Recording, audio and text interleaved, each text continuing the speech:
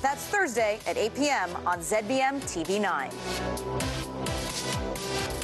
You can count on us. Lil Chief, Gallup, or McIntosh apples, 2-pound bag, just $3.99. Fresh Purdue chicken drumsticks, $1.99 per pound. Kraft mayonnaise, 30-ounce jar, special price, $5.89. Carnation evaporated milk, 410-gram tin, only $1.59. Sargento sliced cheeses, 6.7, 8-ounce packages, hot price, $3.99. All stores open Monday through Saturday, 7 a.m. to 10 p.m. and Sunday, 9 a.m. to 7 p.m. for your shopping convenience.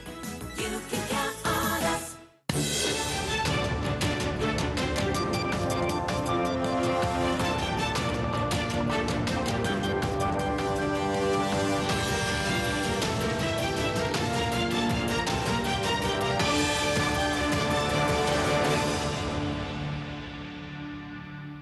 You're watching Bermuda Tonight. It's Wednesday, the 14th of November. I'm Jasmine Patterson, and thanks for joining us.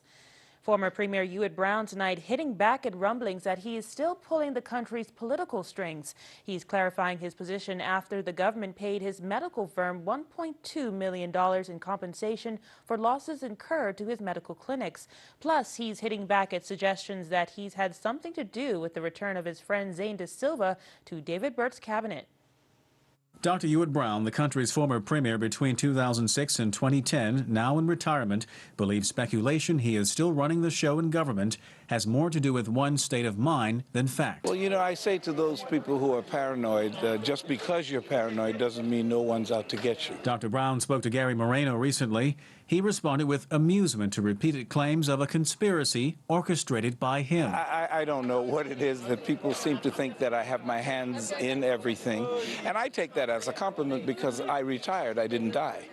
And so, yes, I'm involved in the affairs of the country. I'm interested in the politics, and I'm a political animal by nature. So I'm not worried about that. The Progressive Labor Party government compensated his businesses, claiming they were subject to economic sanctions under the former OBA government, which slashed the fees for medical scans in 2017. You know, we lost in excess of $2 million when Trevor Moniz cut back the fees.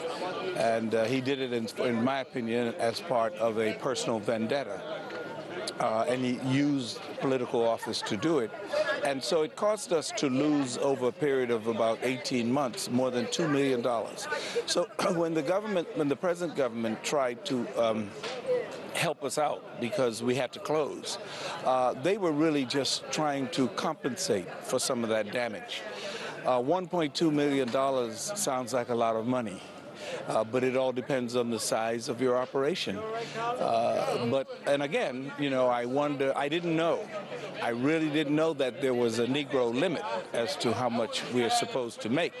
But now I'm beginning to wonder. Dr. Brown insists it is not a matter of the PLP government doing him a favor, but trying to assist a business that has operated for 25 years to continue to serve the public. I'm thankful for that help. I wish it was more, quite honestly. But we've been able to work out something and move forward serving the people of Bermuda. But no, the Premier didn't meet me on a corner with a brown bag with $1 million. Tarai Trott reporting for Bermuda Broadcasting News. Zane De Silva, the Minister of Tourism and Transport, maintains there is nothing sinister with the amendment to the Bermuda Tourism Act tabled in the House of Assembly last Friday. Our Gary Moreno spoke with the minister earlier today to find out more about the proposed amendment and what the government initiative is trying to achieve. The feeling is that the government is trying to bring the BTA, which is an independent body, back under government control. What exactly is this amendment to the BTA Act about? Well, we're not bringing it under control, Gary. The point of the exercise is for us to be able to work closer with the chairman and the board. You will recall, under the OBA, the board members, the chairman and the deputy chair, were appointed by the former minister. Yes. They're political appointees. And it's a good reason for that. And I'm sure that Mr. Crocker at the time wanted people around that board that he felt confident in, that he felt he could trust, that he felt he could work with. I'm not saying that I can't work with the current board or the current vice chair or the chairman, but we feel that going forward, we think that you should have, the minister should have a little bit more closer contact and relationship with the chairman, deputy chair, and the board. It's important. There may be a time where a minister might have a direction in which he wishes to go, or the government has a direction in which they want to go, and the board may not necessarily agree with that. What we want to be able to do is say to the board with some authority, or say to the chairman with some authority, is listen, Gary, I appointed you. You know the direction that I want to go when I appointed you. So let's get the ship back on track. It appears as if the government is trying to take control of the BTA in a roundabout way by controlling the board, as opposed to bringing the CEO, reining the CEO in, so to speak. No, that's not quite so. If you look at the legislation, it's not any mention of the CEO. It's not any mention of reining anybody in. What it is, it's talking about the ability to bring in fresh, new energy if the minister thinks it's needed. As any CEO in the private sector would know, if you take over a new company, you turn over stones. You look at areas that may need more efficiency or more effectiveness.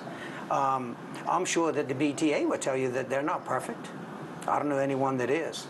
And it's my job to try to find the imperfections and try to make them a little bit more perfect. Major news out of London this evening, where Prime Minister Theresa May today secured a major victory in her Brexit negotiations with the European Union. But the Prime Minister is not out of the woods yet. Today she convened a special sitting of her cabinet to secure their crucial backing to the terms of an agreement with Brussels. Now commentators say there is little chance of the Prime Minister winning the required approval for the yet-to-be-disclosed agreement from the UK Parliament, with several MPs, many in her own party, vowing to vote against the agreement. There is also speculation that Mrs. May could be forced from power soon, as early as this week, when a vote of no confidence could be made against her. One of the key sticking points of the agreement, which also deals with the UK's so-called divorce settlement with Brussels to the tune of $40 billion, is the future of Northern Ireland, which shares a land border with the EU. Text from the agreement with the EU says Northern Ireland would be inside of a joint EU-UK single customs territory if both sides fail to work out a more definitive agreement by the year 2020. And we'll have more for you after this short break, including all the latest weather news. Stay with us.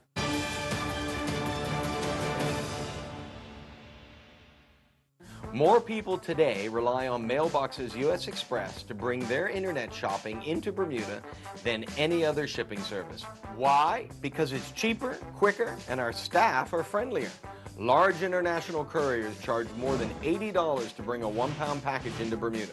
When you use US Express, you pay only $19.50. So when you're shopping online, trust the service that brings in more packages to Bermuda than anyone else. Mailboxes US Express. Sign up today. Join us for the annual Christmas Parade Sunday, November 25th at 5 p.m. in Hamilton. Bring the whole family to get into the Christmas spirit. There will be free goodies for the kids and great entertainment for all. Experience new dazzling lights and floats as Santa makes his way along the parade route. Kick off the holiday season Sunday, November 25th at 5 p.m. with the Marketplace 2018 Christmas Parade. Surface Trends has been serving Bermuda for over 25 years, supplying and installing tile and natural stone. We have a large in-stock selection of beautiful porcelain wood planking, including our exclusive Bermuda cedar tile. You will also find Bermuda's best in-stock selection of countertops, including natural granites, exotic quartzites, and silestone engineered quartz in all the newest colors. Our team will be happy to help you. Stop by our showroom at 17 Serpentine Road or give us a call at 295-8005.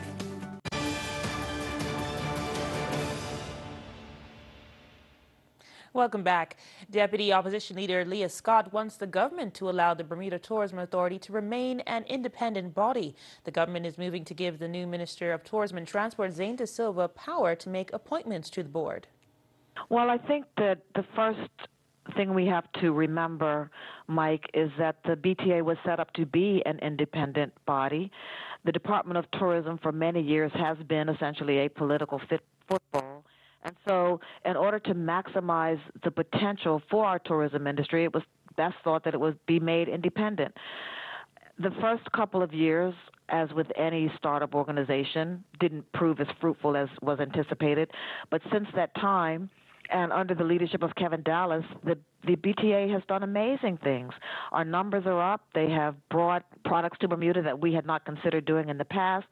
I've actually participated in the sessions for the National Tourism Plan and looking at some of the ideas and some of the things that we need to do and to create to have a country where people want to come and visit and want to come enjoy what we have on offer. And I think that all of that has been done because there's been an independent body that has a board of directors and has the ability to be creative and do what they need to do without being hindered by government. Public buses powered by electricity could become a reality in the not-too-distant future. The government today signed a memorandum of understanding with a nonprofit sustainability program, the Rocky Mountain Institute. They will undertake a 9 to 12-month feasibility study on introducing an electric bus fleet and other renewable energy projects in Bermuda. Electric vehicles on the roads are becoming the norm, and environmental groups have long called for an electric public bus fleet. That call may have been answered today as the government signed an agreement with RMI to begin the first stages of the energy transition project. This is an exciting day as this government moves to transform the future of electricity and transportation in Bermuda to a more sustainable and efficient for everyone. And we are all encouraged by the possibilities this presents for us. Research will begin now into creating an electric bus fleet and into the solar PV requirements for the island, making energy more cost-effective and resilient. This reliance on fossil fuels has directly led to a higher cost of doing business and, more importantly, a higher cost of living for Bermuda and its citizens, which has exacerbated the economic gap between rich and poor, as well as made Bermuda less competitive in the global economy. Compounding this fact, Bermuda's reliance on fossil fuels on a per capita basis exceeds many developed continental countries, which are blamed for accelerating climate change. The feasibility reports will be at no cost to the government. I think that the Bermuda public is getting excellent value for money. They're not having to pay for it. Not only that, they're getting work for 2 different ministries. What more can you ask for?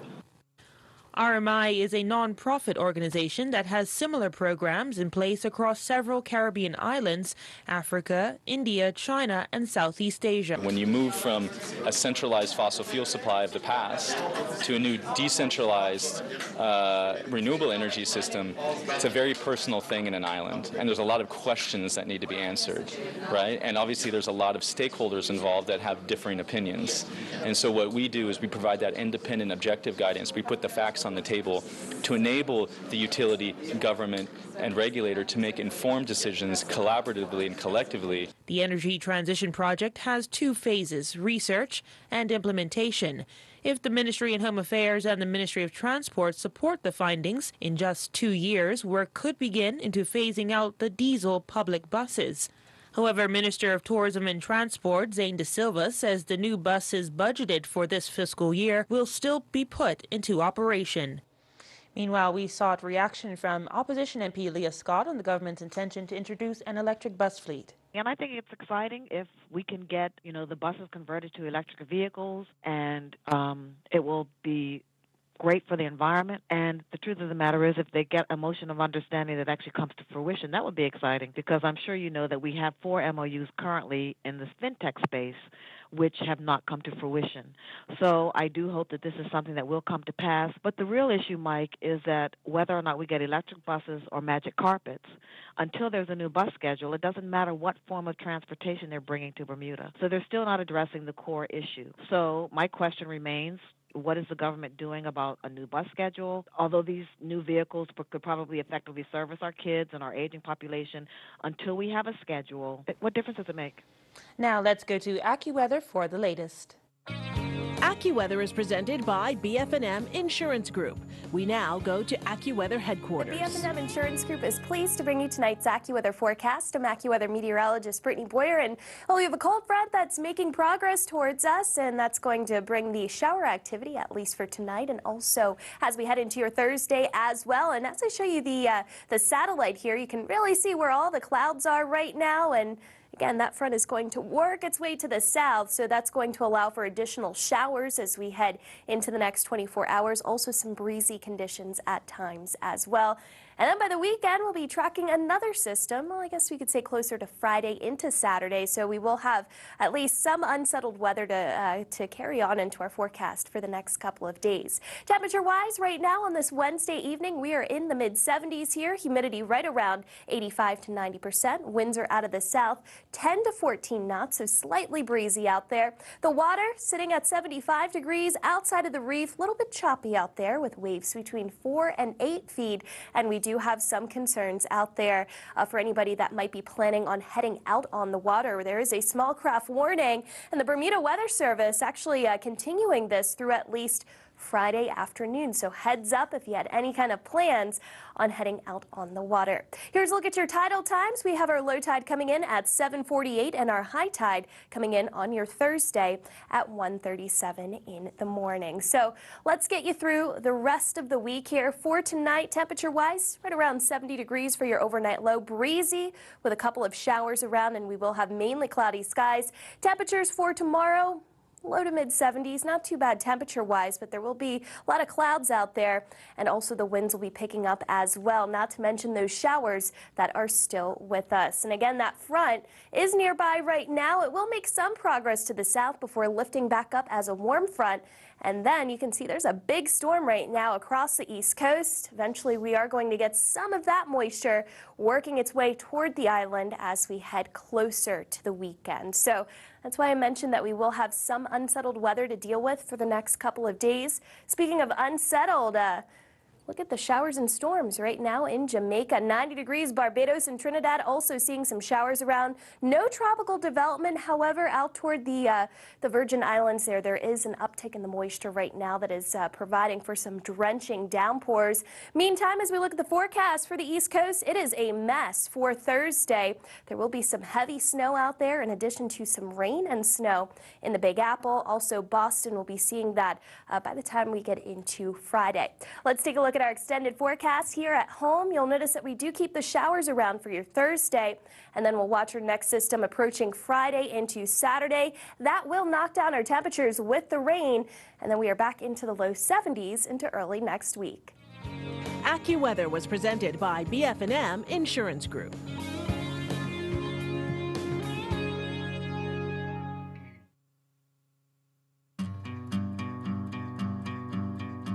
This summer I was in Germany on holiday with my family, and on a whim one day my son and I joined a speed sliding competition.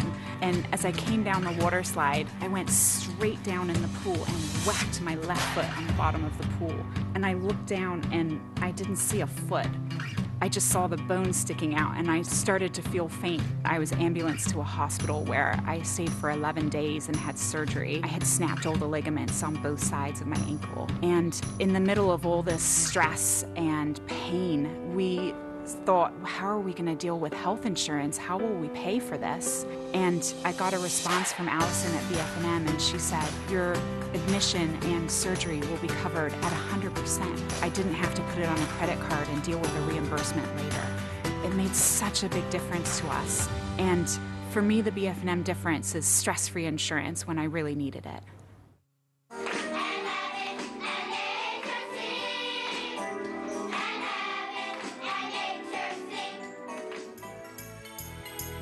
Christmas in Bermuda is a special time for most of us. Unfortunately, for some families in Bermuda, there's no warm Christmas. This year, many families will be in need. It's the 30th anniversary of the Lions Clubs of Bermuda and the Marketplace, helping share the Christmas spirit, so let's help take care of each other. Shop at any Marketplace, shopping center, Modern Mart, or A1 stores, and purchase extra tins of non-perishable items. Once you have purchased these items, place your food donation into Santa's bin located at the front of the store. The Lions Clubs will collect your food contributions and assemble them into hampers to be delivered to the families in need around the island. Christmas comes once a year. Help make it a special time for every family in Bermuda. Sponsored in part by the Bermuda Broadcasting Company. Share the Christmas spirit. I'm Tony Waterman. Coming up on The Breakdown this week, it's one of the original pillars of the Bermuda economy, tourism and the hospitality industry that supports it. How will the initiatives outlined in the throne speech impact the industry? Plus, a scrum down on the Aerial Bermuda International Rugby Sevens tournament. The game attracts hundreds to the island, and word is there's room to grow. That's Thursday at 8 p.m. on ZBM TV 9.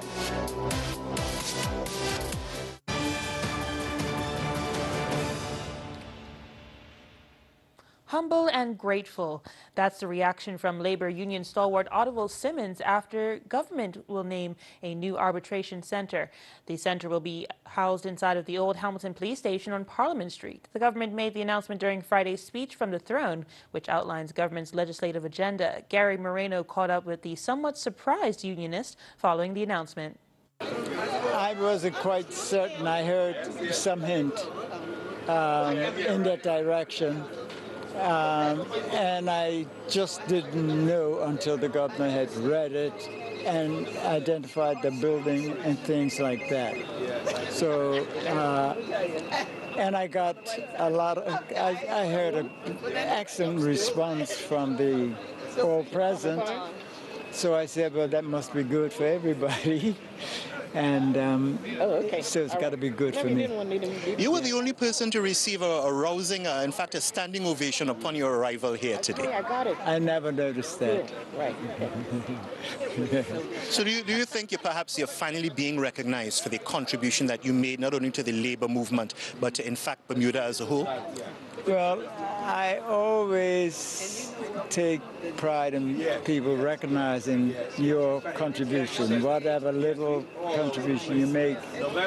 But it's always in my mind, it was not a single one-man show. It was teamwork. And still to come, Earl Basin will have all the latest sports news in just a few minutes.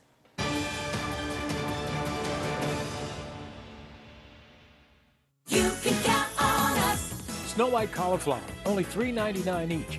Fresh assorted pork chops at $3.49 per pound. Freshly baked apple or pumpkin pies, hot price, $6.99 each. Scott Comfort Plus bath tissue, 4 rolls, only $3.49. Save $1 on Vieira's Portuguese rolls, hot price, $4.79. All stores open Monday through Saturday, 7 a.m. to 10 p.m. and Sunday, 9 a.m. to 7 p.m. for your shopping convenience. You can count on us. We are the voices. You are with the captain. It's Mr. Midday. 12 new major news. The big station. The morning show. The #1 song. The Faces. You're watching Bermuda Tonight. This is exactly what you're talking about. What an upset it was. The Storytellers. They are actually using the pepper spray. Police are aware of this theory. The water is 3,500 metres deep. The tax climbs up to 12.5%. The window on our community. We bring you the best in U.S. television entertainment. And the greatest sporting events in the world. A brilliant performance of Duffy. We are the island's only Bermudian-owned broadcaster of both television and radio. With the only TV channels that are available over the air in beautiful high definition, completely free. We are always expanding. We are always innovating. And most important, we're always your station. This is Bermuda Broadcasting.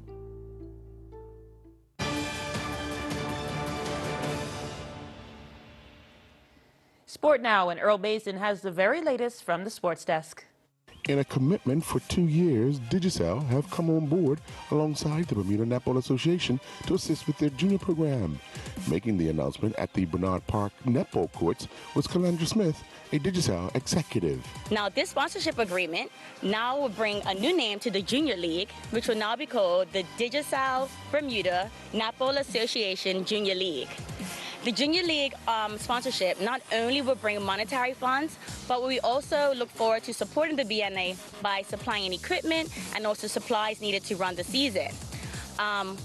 In addition to that, we also will introduce a Girls Strong program that will empower girls in areas of communication, training, leadership, education, to name a few. Gina Benjamin, Vice President of the Bermuda Netball Association, said the association was super excited with Digicel's support. So Bermuda Netball Association is very excited for the partnership with Digicel. We believe that we're building our future one girl at a time. The creation of the Girls Strong program would not only assist in building their confidence, but it would also allow them to push their girl power. Bermuda Netball Association President Kamal Evans said this support will hopefully inject more interest in the sport. It's not only going to affect the girls within our leagues, but hopefully it will help to affect the girls in the community as a whole. It will immediately affect approximately, I would say, about 60 to 80 girls within our junior program. We're steadily growing, and with the assistance of Digicel, this only gives us a little bit more wiggle room to try and get even more females involved in the sport.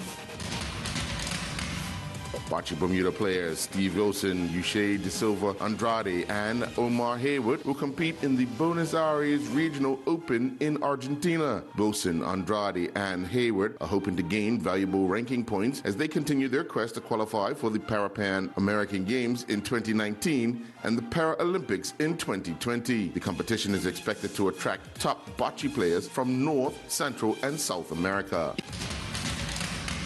Elon Daly competed in the Age Group International Short Course Championships in Canada. Daly competed in the women's 13 to 14-year age group. Daly would lower 4 Bermuda Amateur Swimming Association record times during the meet. Daly would win 3 gold medals, 2 silver medals, and 2 bronze medals along the way. Daly picked up her first gold medal in the 50-meter freestyle final when she touched the water in a time of 26:24. Daly would also win the 100-meter freestyle final when she was clocked at 56:30. Daly's time would break the previous record time of 57:49 set by Madeline Moore back on March 21st, 2015. Daly's third gold medal came during the 50-meter butterfly when she touched the water in a time of 28:56. Daly won a silver medal competing in the 200-meter freestyle, clocking the second fastest time of 2:05:21. Daly would break Logan Watson Brown's time of 2:07:07 set back on March 18th of this year. Daly would also capture a silver medal competing in the 100-meter backstroke final, clocking a time of 1:04:81, breaking Emma Harvey's time of 1:05:11 set back on February 6, 2016. The bronze medal came during the 100-meter breaststroke final when Daly was clocked with the third fastest time of 1:17:16, and the final bronze medal came during the 100-meter butterfly when she was clocked at 1:05:52. The only event Daly did not medal in was the 200-meter individual IM, where she finished fourth with a time of 2:25:65. Her time would, however, lower the previous record time of 2:27:01 set by Emma Harvey back on December 5th, 2015. Daniel Augustus continued his Florida golf tour, playing on the Moonlight Tour. In his latest round, Augustus took to the Rio Pinar golf course and shot a 1-over-par 72. That score saw him finish tied fourth alongside David Hahn of Hawaii and Peter Melchin from the Netherlands. Jeff Mura from Florida shot a winning score of 3-under-par 68 with Ty Tryon, also from Florida, second at 2-under-par. Chris Couch finished third after shooting even par. Jamin Hodgkins has been selected to represent Canada's men's under-18 red rugby team in a round-robin tournament at Christmas in San Diego against the USA. Hodgkins presently attends Shawnigan Lake School in British Columbia. Hodgkins is very dedicated and focused on becoming a professional rugby player. Maha Clark and her Queen's University of Charlotte field hockey teammates closed out its regular season winning 3-2 over Newberry College. Senior forward Renee Smith scored the game winner in the 80th minute of action on an assist from Joycelyn Lawrence. With the win, Queens improved to 89 on the year and 6-4 in the South Atlantic Conference Carolinas play. A total of 153 points were put on the board in a doubleheader as the Bermuda Flag Football's Winter League season resumed at the T.N. Taylor Middle School field. The opening game produced 90 points with the Killer Squad defeating the Bermuda Misfits 48-42. And Nothing But D was edged 32-31 by the Punisher. I'm Earl Baisden with Bermuda Broadcasting Sports. Thank you, Earl. And a quick note of correction before we leave you. It was mentioned earlier in the broadcast that it was former OBA Minister Trevor Munez who stopped payments to former Premier Ewart Brown's businesses, when in fact the payments were stopped under former Minister Jean Atherton. And that's our program for this evening. We hope to see you at the same time tomorrow. I'm Jasmine Patterson. Thanks for watching. Good night. Jasmine Patterson's wardrobe and makeup is provided by Gibbons Company. I'm Tony Waterman. Coming up on The Breakdown this week, it's one of the original pillars of the Bermuda economy, tourism and the hospitality industry that supports it. How will the initiatives outlined in the throne speech impact the industry? Plus, a scrum down on the Aerial Bermuda International Rugby Sevens tournament. The game attracts hundreds to the island, and word is there's room to grow. That's Thursday at 8 p.m. on ZBM TV 9.